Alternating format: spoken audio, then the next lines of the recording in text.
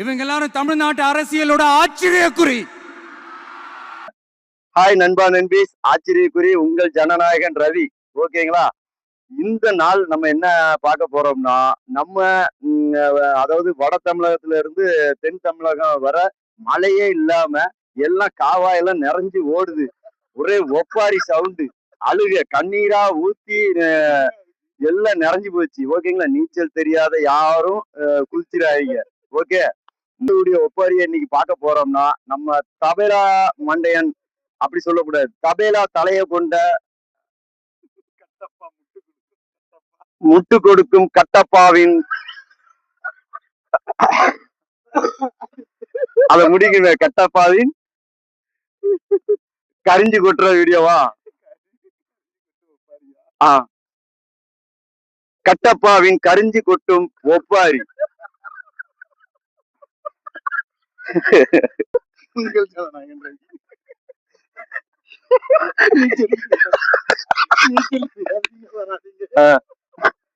அண்ணன் இருக்கு.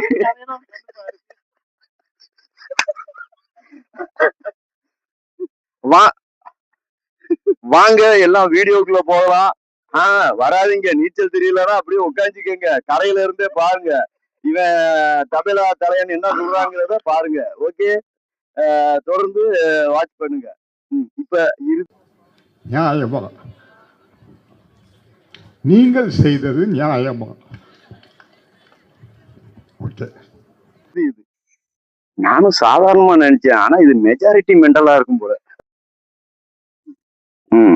நீங்கள் செய்தது நியாயமா?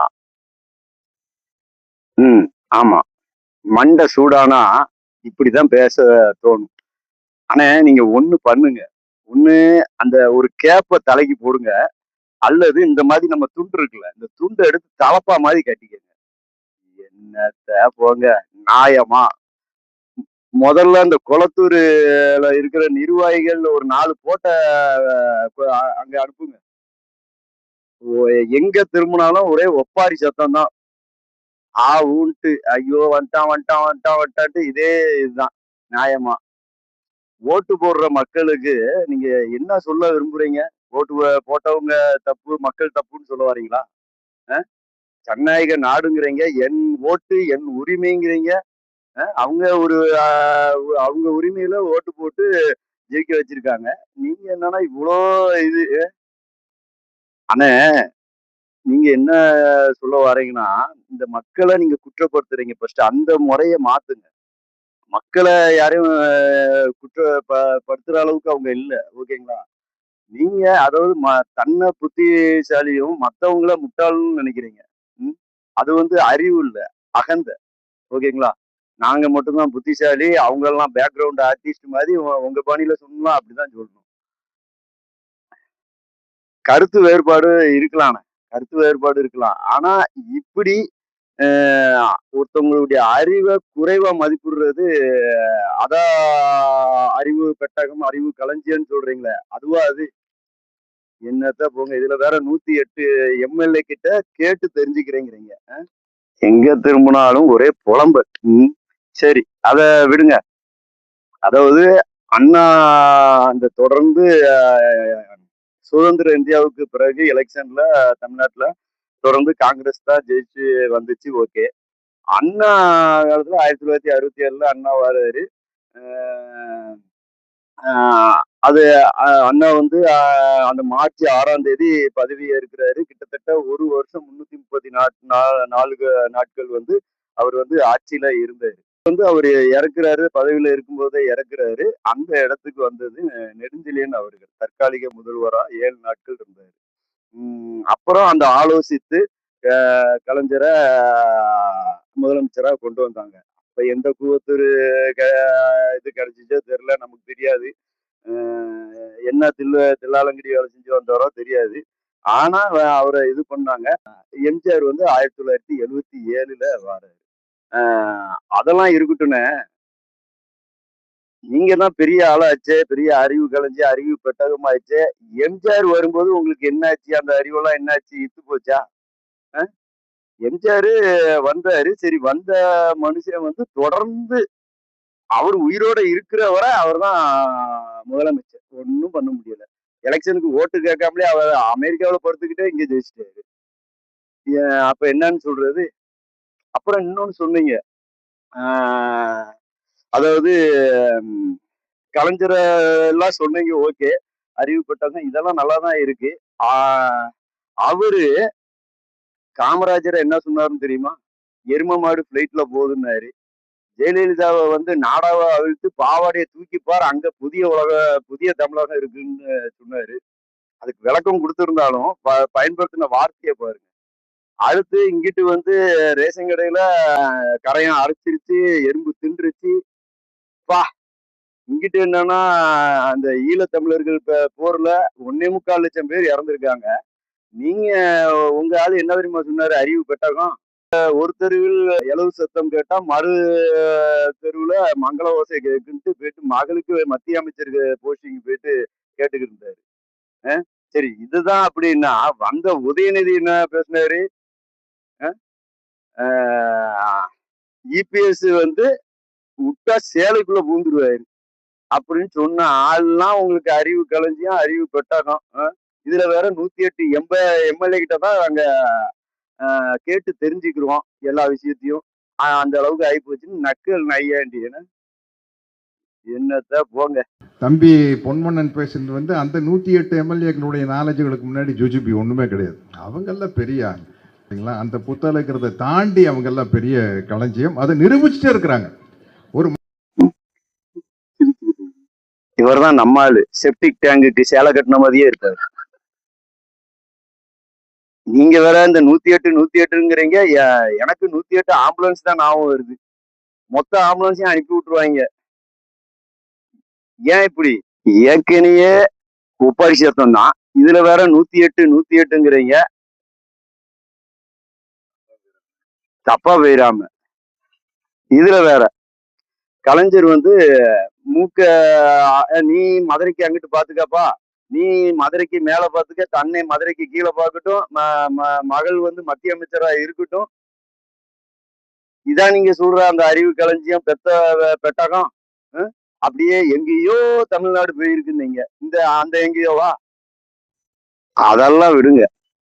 1977க்கு அப்புறம் அந்த திராவிட இடத்த எம்ஜிஆர் வாரு. எம்ஜிஆரை நீங்க சும்மாவா ஆரம்பத்துல விட்டீங்க? போக்குவரத்து துறை மூலமா அழுத்தம் கொடுத்தீங்க. அது போக தொழிற்சங்கங்கள் மூலமா அழுத்தம் கொடுத்தீங்க. ஆனா அந்த மனுஷன் அதெல்லாம் மீறி அதெல்லாம் முறியடிச்சு மக்களுக்கு நல்ல ஒரு ஆட்சியை கொடுத்தாரு. ஓகேங்களா?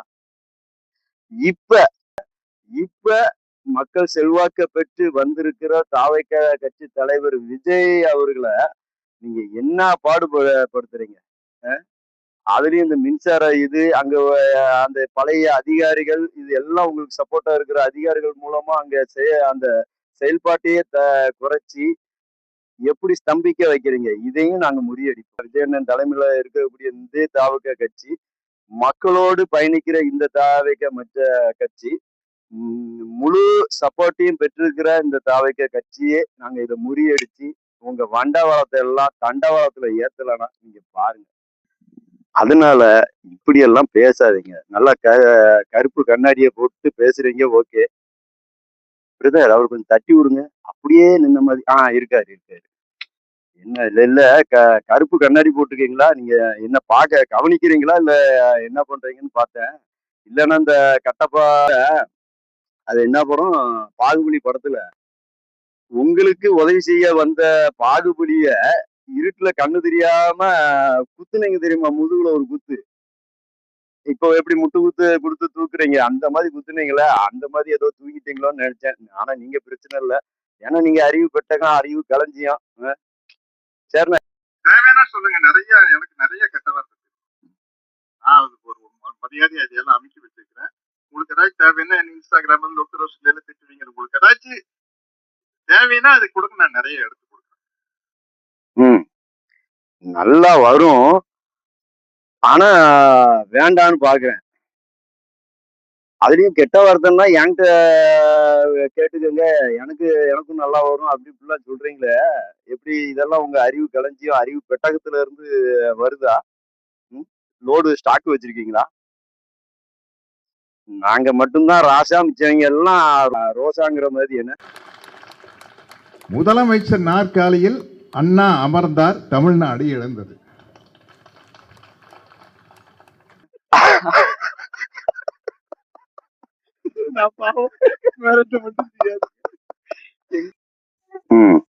முதலமைச்சர் நாற்காலியில் அண்ணா அமர்ந்தார், தமிழ்நாடு எழுந்தது. உண்மைதான், 100% உண்மைதான்.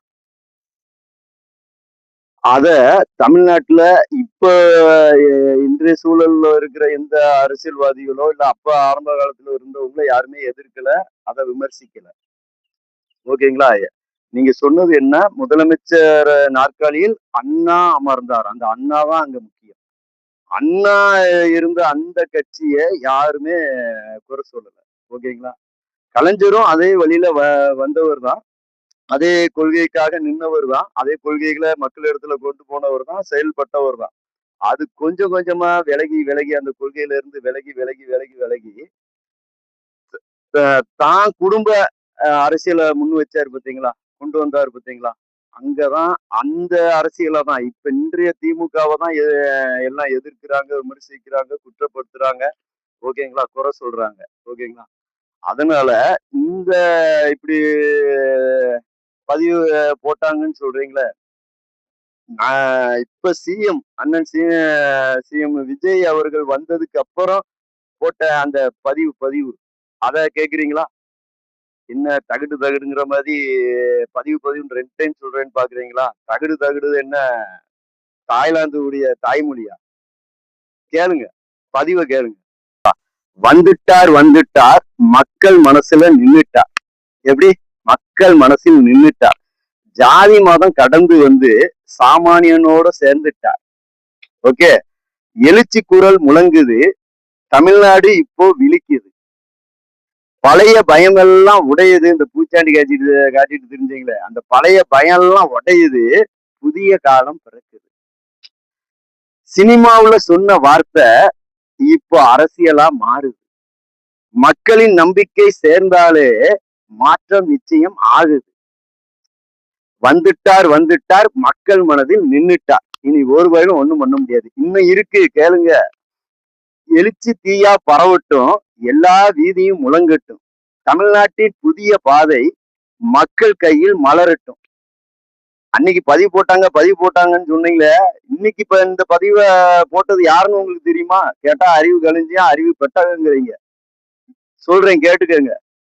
இந்த பதிவை போட்டது நான் தான், ஜனநாயகன் ரவியின் பதிவு. அதனால இனிமே இந்த பதிவு போட்டது, தோரணம் கட்டினது, மாலையை போட்டது, அதெல்லாம் பேசாதீங்க. 9 ஆண்டு காலத்துல கலைஞர் விதைத்த விதைகள் தான் இன்று வந்து தமிழ்நாட்டை வந்து வளமாக்கி அறுவடையாக்கி தமிழ்நாட்டை எங்கேயோ கொண்டு போய் வச்சிருக்குது. கலைஞர் விதைத்த விதைதான் வளமாக்கி அறுவடை செய்து எங்கேயோ தமிழ்நாட்டை கொண்டு போனாருன்னு சொல்றீங்க. நல்ல விஷயம்தான். அந்த எல்லா வார்த்தையும் விட்டுறேன். அந்த எங்கேயோ அப்படிங்கிற ஒரு வார்த்தையை மட்டும் நான் சொல்றேன். அந்த தமிழ்நாட்டை எங்கேயோ கொண்டு போயிருக்காருன்னு சொல்றீங்கல்ல, அதை கண்டுபிடிக்கதான் விஜய் வந்திருக்கு. ஆனா நம்ம 2 பேத்துக்குள்ள பேசுவானே, உங்க வயசுல இவங்களுடைய போராட்டங்கள், ஆர்ப்பாட்டங்கள், உணர்வுபூர்வமான காரியங்கள் எல்லாத்தையும் நீங்க பார்த்துருக்கீங்க, ஈர்க்கப்பட்டிருக்கீங்க. அது உண்மைதான். அப்ப அப்படி இருந்தது உண்மைதான். அதுக்கப்புறம் உங்க வாலிப வயசு சொல்றேன். அதுக்கப்புறம் நீங்களும் பொருளாதாரத்துல உயர்றீங்க, நீங்களும் பிஸியாக சினிமா ஆக்டர், ஏசி கார், பங்களா, அப்படி சொகுசா நீங்க போயிட்டீங்க. ஆனா இன்றைய திமுகவுடைய நிலை என்னங்கிறத நாங்க பேசுறோம். இன்றைய திமுகவுடைய நிலை, உதாரணத்துக்கு சொல்றேன், ஊடகத்துறை முழுவதும் அவங்க கட்டுப்பாட்டுக்குள்ளதான் இருக்கு. அதே நேரத்துல ரியல் எஸ்டேட்டு அவங்க கட்டுப்பாட்டுக்குள்ள இருக்கு. நீங்க இருக்கக்கூடிய சினிமா உலகம் அவங்க கட்டுப்பாட்டுக்குள்ள இருக்கு. ஓகேங்களா? ஒரு நல்ல கதை, நல்ல படம் வந்தாலும் அந்த இப்ப இன்றைய திமுகவை எதிர்த்து ஒரு கதையோ ஒரு வசனமோ வந்துட்டுன்னா அந்த படத்தை ஓட விடுறது இல்லை, வர விடுறதே இல்லை. உதாரணத்துக்கு ஜனநாயகனே உங்களுக்கு தெரியும். அந்த அரசியல் காழ்ப்புணர்ச்சி மூலமா, அதாவது அவங்க திராவிட கொள்கைங்கிறது அந்த சினிமாவை கூட சினிமாவை மிஞ்சின, அதாவது சினிமா மிஞ்சிருமா திராவிட கொள்கை? ஒரு சினிமா வர்றதுனால தான் திராவிட கொள்கையெல்லாம் அழிக்கப்படுமா? ஏன் இந்த மக்கள் விழிப்புணர்வு அடைஞ்சிடக்கூடாது? அப்படி இப்படின்னு தானே. அதாவது காந்தியடிகள் கூப்பிட்டாரு. கூப்பிடும்போது யாரெல்லாம் வந்தாங்க? கக்கன், காமராஜர் அப்படி நல்ல மனுஷன்லாம் வந்தாங்க. அதே நேரத்துல கலைஞர் கூப்பிட்டாரு. ஊர்ல உள்ள அயோக்கிய பைய, திருட்டு பைய, மொள்ள மாதிரி முடிச்ச வைக்க துண்டு பீடி அடிக்கிறவன் இவங்க தான் வந்தாங்க. ஓகேங்க. அப்ப எப்படி இருக்கும் அந்த இது? என்னத்த பேசுங்க. முதல்ல இப்படி முட்டு கொடுக்கறத நிப்பாட்டு. முட்டு கொடுத்தனாலும் முட்டு, இது பயங்கர காங்கிரீட் போட்டு அதுல முட்டு கொடுத்துட்டு நிமித்திட்டு நிக்கிறீங்க. ஒண்ணு சொல்றேனே, அவிச்ச முட்டையை ஆல்டர் பண்ண மாதிரியே பேசாதீங்க. அப்படியே தரப்பா நிக்காதீங்க. ஓகேங்களா? ஃபர்ஸ்ட் யோசிங்க. அறிவு களஞ்சியம், பகுத்தறிவு அப்படிலாம் பேசுறீங்க தானே? அப்படி அடையாளப்படுத்தப்பட்டிருக்கீங்க தானே? உங்களுக்கு எதுக்கு இந்த வேண்டாத வேலை? அன்பின் முதல்வர், பண்பின் முதல்வர், பெருந்தன்மையின் முதல்வர் 11 பேர் கரூர்ல செத்துருக்காங்கன்னா எந்த கட்சிக்காரனும் தன் சொந்த கட்சிக்காரன் சாகரன்னு ஆசைப்பட மாட்டான். அதை அரசியல் ஆக்காதீங்க. செய்து அதை வச்சு அரசியல் ஆதாயம் தேட வேண்டாம்னு சொன்னார் இல்லையா, அவரு முதல்வர். ஏதாவது பேசணுங்கிறதுக்காக பேசக்கூடாது. பராமரிப்பு இல்லாத பஸ் ஸ்டாண்ட் பாத்ரூம் மாதிரி. சூப்பர். ஸ்டாலின் அன்பின் முதல்வர், பண்பின் முதல்வர். அதுக்கு நீங்க சொல்ற விளக்கம் என்ன? 41 பேர் இறந்திருக்காங்க. எந்த கட்சி தலைவரும் தான் தொண்டர்கள் இறக்கணும்னு நினைப்பாங்களா? அது கோர்ட்ல போயிருக்கு, சிபிஐ கிட்ட இருக்கு. இதை வச்சு யாரும் அரசியல் பண்ணாதீங்க. நான் ஒரு பெருந்தன்மை. அந்த இது ரிசல்ட் வந்ததுக்கு அப்புறம் தான் தெரியும். கொப்பன் குதிரைக்குள்ள இல்லைங்கிற கதை அப்பதான் தெரியும். ஓகேங்களா? அதாவது இந்த பாட்ஷா படத்துல ரகுவரன் சொல்லுவாரு பாத்தீங்களா, இவரே குண்டு வைப்பாராம், இவரே எடுப்பாராம், என்னங்களா நியாயம் அப்படிம்பாங்க. ஓ, பாட்ஷா இல்ல, முதல்வன் படத்துல சொல்லுவார்ல, அந்த மாதிரி கதையா இந்த இது வந்ததுக்கு அப்புறம் தான் இருக்கு. இதுக்கு சம்பந்தப்பட்டவங்க எவனா இருந்தாலும் நாங்க முச்சந்தில வச்சு அவனை முறிக்கிற அடிக்கிற அடியை மட்டும் பாருங்க. நீங்களும் அடிப்பீங்க. ஏன்னா நீங்க நல்ல மனுஷன்தான். என்ன உங்ககிட்ட உள்ள ஒரு பிரச்சனைனா, இந்த மூக்கணாங்கயிறு கட்டின மாதிரி அப்படின்ட்டு போய்க்கிருக்கீங்க. என்னத்த போங்க. சரி, இப்ப நம்ம பாயிண்ட் விட்டு எங்கேயோ போறோம். ஃபர்ஸ்ட் இவ்வளவு நேரம் பார்த்தது பெருந்தன்மையின் தலைவர்னு சொன்னீங்க, அதை குறித்து பார்த்தோம். அடுத்து என்ன சொன்னீங்க? பண்பான தலைவர். அதை நம்ம பார்ப்போம். ஒரு பண்பான தலைவர் அப்படிங்கிறீங்களே, ஃபர்ஸ்ட் பாயிண்ட், வேகமான அரசியல் உயர்வு உதயநிதிக்கு கிடைச்சிருக்கு. வேகமான அரசியல் உயர்வு. ஓகேங்களா? இது உங்க பையனுக்கு கிடைக்குமா? இல்ல சரி, உங்க பையனை விடுங்க. அவரு எங்க தலைமையை விரும்புறாரு, எங்க சிங்கக்குட்டி, அதை விடுங்க. இது ஒரு சாமானிய மனிதனுக்கு கிடைக்குமா? கிடைக்குமா? இப்ப தாவேக்கா கட்சியில எவ்வளவு சாமானியர்கள் இருக்காங்க. ஏன் சீமான் அவர் கட்சியில பாருங்க எவ்வளவு சாமானியர்கள் இருக்காங்க. இனிமே வரக்கூடிய அண்ணாமலை கட்சியும் பாருங்களா எவ்வளவு சாமானியர்கள் இருப்பாங்க. ஆனா இப்ப இருக்கக்கூடிய திராவிட அரசியல்ல திமுகவுல ஒரு சாமானியன் அந்த உயரத்தை அதிவேகமா இவ்வளவு குறுகிய நாட்குள்ள பெற முடியுமா? துணை முதலமைச்சர், எதிர்கட்சி தலைவர் அப்படி வர முடியுமா? ஓகேங்களா? இதுதான் நீங்க சொல்ற பண்பு. ஓகேங்களா? ஏன்னா நீங்க அறிவு களஞ்சியம், உங்களுக்கு தெரியாதது ஒண்ணும் இல்ல. சரி, அடுத்து பார்ப்போம். போன ஆட்சி காலத்துல ஏடிஎம்கே, பிஜேபி, நாம் தமிழர் கட்சி இவங்க வச்ச எந்த எதிர்கட்சிக்காவது அவங்க வச்ச விமர்சனங்களுக்கு நீங்க பதில் சொன்னீங்களா? என்னன்னாவது கேட்டீங்களா? அடுத்து சில டிஎம்கே கட்சி எம்எல்ஏக்களை சுற்றியே இடி ரைடு இருந்துச்சு, டெண்டர் முறைகேடு இருந்துச்சு, லஞ்சம் ஊழல் எப்படி இருந்துச்சு, எந்த இதுக்காவது பதில் சொன்னீங்களா? அதை வெளிப்படுத்துனீங்களா? ஏன்னா ஊடகம் உங்ககிட்ட இருக்கு. ரெண்டாவது, நீங்க ஒரு விஷயத்த மறந்துட்டீங்க. இங்க ஊடகம் உங்க கையிலேயே இருந்த முழுவதும் அந்த அதிகாரம் எல்லாம் உங்களுக்கே இருந்தாலும், இப்ப எல்லார் கையிலயும் ஆண்ட்ராய்டு வந்துட்டு. எங்க அப்பத்தா கையில ஆண்ட்ராய்டு வச்சிருக்கு. அது பார்த்து எனக்கு கண்டென்ட் கொடுக்குற அளவுக்கு இருக்கு. நீங்க இன்னமும் அந்த சன் டிவின்ட்டு நினைச்சுக்கிட்டு இருக்கீங்க. மக்கள் அதை பார்த்துக்கிட்டு அதுல உள்ள நியூஸை தான் எடுத்துக்கிட்டு இருக்காங்க. என்னத்த போங்க. சரி, நம்ம பாயிண்ட்டுக்கு வருவோம். நீங்க அப்பப்ப என்ன ஞாபகப்படுத்துங்க, இல்லைன்னா நான் மறந்துடுவேன்.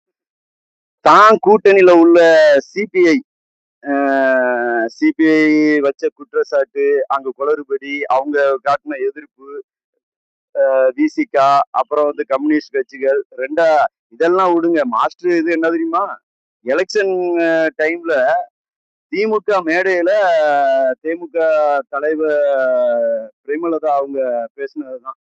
2 விஷயத்தை தவிர்த்து எங்க அண்ணன் மேல ஒரு குற்றம் சொல்ல முடியாது நாங்க. ஆனா உண்மையிலே அவங்கள பாராட்டணும். ஒரு இதுவுமே படுத்தாம அப்படியே எல்லா உண்மையும் சொல்லிட்டாங்க. 2 விஷயம்தான். என்னது? ஒண்ணு போதை கலாச்சாரம், இன்னொன்னு பெண்களுக்கு பாதுகாப்பு இல்ல அப்படிங்கிறாங்க. இதை தாண்டிய ஒரு அரசியல் உண்டா? 2 முக்கியம் தானே. ஒரு சமூகம் குற்ற சமூகமா இல்லாமலும் பாக்குறது ஒரு அரசுடைய கடமை தானே. மிக முக்கியமா பெண்களுடைய பாதுகாப்பை நீங்க உறுதிப்படுத்துறது அவசியம் தானே. இதான் உங்க அறிவு களஞ்சியமா, அறிவு பெட்டகமா?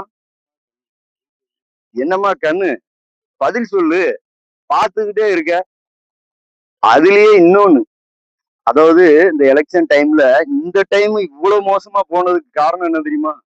இந்த மேல்மட்ட அதிகாரத்துல இருக்கிறவங்க இந்த கீழ்மட்டத்துல இருக்கக்கூடிய அடிமட்ட தொண்டர்களை அலட்சியப்படுத்தினதுதான். அவங்கதான் ஃபீல்ட்ல இருக்காங்க. அவங்க இந்த கட்சி போஸ்ட் ஒட்டுறது, கொடிய நட்டுறதுன்ட்டு இவ்வளோ இதா இருக்காங்க. நீங்க அவங்க அவ்வளத்தையும் அலட்சியப்படுத்தி என்று நாங்கள் இளமை அப்படிங்கிற மாதிரி காட்டுனீங்க. மொத்தமா போயிடுச்சு. மொத்தமா எல்லாம் போயிடுச்சு. ம்ஹும். அது சொல்லாம என்னன்னு தெரியல. மொத்தமா எல்லாம் நக்கிட்டே போயிடுச்சு போங்க. இப்போ ஒரே ஒப்பாரி. எங்க திரும்பினாலும் ஒப்பாரி சத்தம். இதுல வேற மானே, தேனே, பொன்மானே நல்லா வாயில வரும். மக்கள் செல்வாக்க பெற்று மக்களுடைய எழுச்சி நாயகனா இருக்க விஜயண்ணனை ஒரு அற்பமா நினைச்சிட்டீங்க. ஓகேங்களா? மக்களின் மனநிலை என்னங்கிறத நீங்க கவனிக்காம விட்டீங்க. அதனுடைய பிரதிபலிப்பு தான் இந்த தோல்வி. ஓகேங்களா? மெயின் தோல்வி அவருடைய அந்த பண்பு நலன் இருக்குல்ல, நீங்க சொன்ன பண்பு நலன், அதனாலதான் தோத்தது. ஓகேங்களா? இன்னொன்னு சொல்றேனே, பண்புன்னு நீங்க சொன்னதுக்காக சொல்றேன். பண்புனா என்ன தெரியுமா? எலெக்ஷன் நான் தேர்தலுக்கு வாரேன்னு சொன்னதுக்கு அப்புறம் எலெக்ஷனுக்கு வேட்பாளர்களை அறிவிக்கும் போது அவரை நீங்க எவ்வளவு நக்கல் பண்ணீங்க, நையாண்டி பண்ணீங்க, கேள்வி பண்ணீங்க, விமர்சனங்கள் பண்ணீங்க, எவ்வளவு குற்றச்சாட்டுகளை சொன்னீங்க, பெர்சனல் அட்டாக்லாம் எவ்வளவு பண்ணீங்க. அது அவ்வளத்தையும் விட்டுட்டு அவர் வந்து சிஎம் ஆன பிறகு என்ன ஆன பிறகு சிஎம் ஆன பிறகு ஐயா ஸ்டாலின் ஐயா வீட்டுக்கு வாழ்த்து அவரை பார்க்க போயிருந்தாரு. போயிட்டு யாரெல்லாம் இவங்களை விமர்சனம் பண்ணாங்களே அவருடைய வாயினாலேயே வாழ்த்தையும் பெற்று வந்தார். இது பண்பு. புரிஞ்சானே? அடுத்து பெர்சனல் ஜோசியரா அவரு ஒருத்தரை நியமிச்சாரு அட்வைசரா. ஆனா எதிர்கட்சியில அதை குறித்து கேள்வி கேட்கும் போதும், அதே நேரத்துல அதை குறித்த விவாதங்கள் வரும்போதும் அவர் என்ன பண்ணாரு? ஆக்சுவலா ஒரு சிஎம்முக்கு அந்த அதிகாரம் உண்டு. ஓகேங்களா? அவருடைய டிரைவரை வைக்கலாம், இல்ல யாரு நம்ம சகாயம் ஐஏஎஸ் இருக்காருல்ல அவங்க மாதிரியும் வைக்கலாம். இன்னும் சொல்ல போனா உங்களுக்கு தெரிஞ்ச ஜனநாயகன் ரவியையும் வைக்கலாம். அது அவருடைய இஷ்டம். ஓகேங்களா? நீங்க என்னன்னா இத பண்ணிட்டாங்க, அதை பண்ணிட்டாங்கன்ட்டு என்ன இது இருந்தாலும் அது மற்றவங்களுடைய வார்த்தைக்கு மதிப்பளிச்சு அவர் அதை கரெக்ட் பண்ணாரு தானே. அது பண்பு. அதனால சத்யராஜன் உங்களுக்கு ஒண்ணு சொல்றேன். இனிமே இந்த அன்பின் முதல்வர், பண்பின் முதல்வர், பாயாசம் குடிச்சவரு, பால்டாயில் சாப்பிட்டவரு, ஐயோ பால்டாயில் வந்து சொல்லக்கூடாதோ, அது சின்னவருக்கு உண்டானது. எங்க அண்ணன் அடிக்கடி ஒரு வார்த்தை சொல்லுவாரு. என்ன தெரியுமா? நம்ம வாழவே கூடாது அப்படின்னு நினைக்கிறவங்களுக்கு முன்னாடி நாம செமையா வாழ்ந்து காட்டுறதுதான் நாம அவங்களுக்கு கொடுக்குற பெரிய தண்டனை. இப்படியே கத்திக்கிட்டு நாடிக்கிட்டு சாவுங்க. இப்ப சொல்றேன் தம்பி, நான் திமுக தான். ஆமா, நான் திமுக தான். ஏங்க அப்பா, சங்கூதுற வயசுல சத்யராஜ் திமுக தான் சொல்லிட்டாராம். இதை நீங்க எப்போ சொல்லியிருக்கணும்? ஆனா எப்ப நீங்க சொல்லியிருக்கணும்? அதாவது வால்டர் வெற்றிவேல் அல்லது இந்த சினிமாவுக்கு வரும்போது தங்கள் பேரை மாத்துனீங்களே சத்யராஜ்னு, அப்ப நீங்க சொல்லியிருந்தீங்கன்னா சரி அப்படிங்களாம். இப்ப எல்லாம் பீஸ் கேரியர் எல்லாம் கட்டினா இப்ப பீஸ் கட்டிலாம் தூக்கிட்டு போறாங்க. இந்த மாதிரி டைம்ல வந்து திமுக தான். அதுல ஒரு ரொம்ப பெருமை. என்னுடைய சினிமா வாய்ப்புகள் எது இழந்தாலும் பரவாயில்ல, எனக்கு எவ்வளவு நஷ்டம் ஆனாலும் பரவாயில்ல, நான் திமுக தான், நான் அதை மறைக்க மாட்டேன். என்ன பித்தலாட்டம் இது? ஒண்ணுமில்லை. இப்ப ஆட்சியில் இருக்கிறவங்களுக்கு நான் ஒரே ஒரு அட்வைஸ் பண்றேன். ம். நீ ஒண்ணுமே பண்ண வேண்டாம். ஸ்டாலின் அவர்கள் செய்த நலத்திட்டங்களுக்கு பேரை மட்டும் மாத்தி ஸ்டிக்கரை மாத்தி உங்களுக்கு நல்ல பேர் கிடைச்சிடும். ம். சபையில தட்டுற மாதிரி ஒரு மண்டைய வச்சிருந்தாலும் உருப்படியா ஒரு விஷயத்த சொன்னீங்க. எப்படி? அவரு பேரை மாத்தி ஸ்டிக்கரை மாத்தி செயல்படுத்தினாலே போதும், நல்ல பேர் கிடைச்சிடும். Good advice, I accept. But ஒரு விஷயம்னு, அதாவது இந்த செயல் திட்டங்கள் எல்லாம் கடன் வாங்கி 10 லட்ச ரூபா கடன் வாங்கி செஞ்சது இருக்குல்ல, அப்படி இல்லாம இவங்க வந்து தமிழக அரசுடைய வருமானத்தை பெருக்கி அதுல மக்களுக்கு நலத்திட்டம் செஞ்சிருந்தாங்கன்னா அது பரவாயில்ல. இவங்க மேல்மட்டத்துல இருந்து கீழ்மட்டம் வர அடிச்ச கொள்ளை இருக்குல்ல, கொள்ளை, ஊழல், லஞ்சம், நிர்வாக சீர்கேடு, டெண்டர் முறைகேடு, இதுல உள்ள அவங்க அடிச்ச கொள்ளையிலேயே இந்த நலத்திட்டங்கள்லாம் தானா செஞ்சிருக்கலாம். அப்பனுக்கு 30%, பிள்ளைக்கு 20%, அமைச்சருக்கு 10%, கவுன்சிலருக்கு 2%, எல்லாத்தையும் இது பண்ணா அங்க என்ன இருக்கும்? நான் நான் இப்ப என்ன சொல்றேன்னா, வருமானத்தை பெருக்கி அவங்க அப்படி பண்ணியிருந்தாங்கன்னா அது சாதனை. இது எங்களுக்கு பிடிச்ச வேதனை. இப்ப நான் உங்களுக்கு சொல்றேன் ஒரு போதனை. இப்படி சொல்லிக்கிட்டே இருக்கிறது எனக்கு ஒரு ரோதனை. இருந்தாலும் உங்களுக்கு கடைசியா ஒரு ஆணை, இனிமே இப்படி முட்டு கொடுக்காதீங்க. யாராச்சும் பேசுறதுக்கு கூப்பிட்டாங்கன்னு வச்சுக்கோங்க, கொடுக்கறத நிப்பாட்டுங்க. அதுவும் இந்த மண்டைய வச்சுக்கிட்டு அதாவது இப்படி பேச கூப்பிட்டாங்கன்னு வச்சுக்கோங்க, இன்னும் வரலன்னு சொல்லுங்க. வற்புறுத்தி கூப்பிடுறாங்கன்னு வச்சுக்கோங்க, சொல்லுங்க. அவங்க என்னன்னு கேட்பாங்க. நீ தானே ஏதாவது அப்படி ஒரு 2 மேடையில பேசுங்க, ஆட்டோமேட்டிக்கா கூப்பிட மாட்டாங்க. ஓகேங்களா?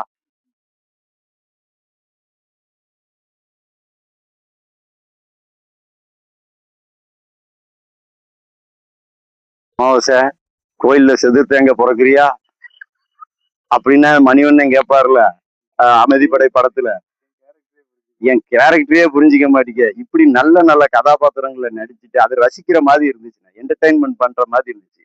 அந்த இப்படி இப்படி முட்டு கொடுக்கறதெல்லாம் விட்டுருங்க. உங்களுக்கு கடைசியா ஒண்ணு சொல்றேன்.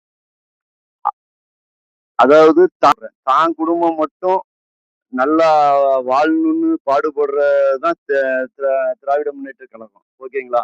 ஆனா தமிழ்நாட்டுல ஒவ்வொரு குடும்பமும் நல்லா வாழணும்னு முயற்சிக்கிறது தான் தாவேக அரசு. ஓகேங்களா? அதனால இப்படி பேசுறதெல்லாம் விடுங்க.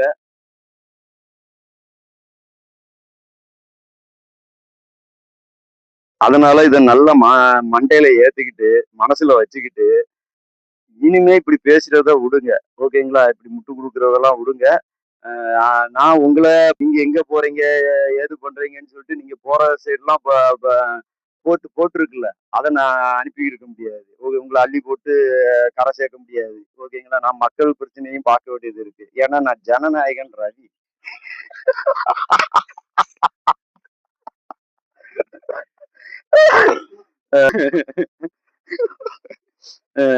இந்த சிவாஜி கணேசன் பேரன் அப்படிங்கிற மாதிரி எல்லாம் நடிச்சுக்கிட்டு ஆக்டிங் எல்லாம் போட்டு இருக்காங்க.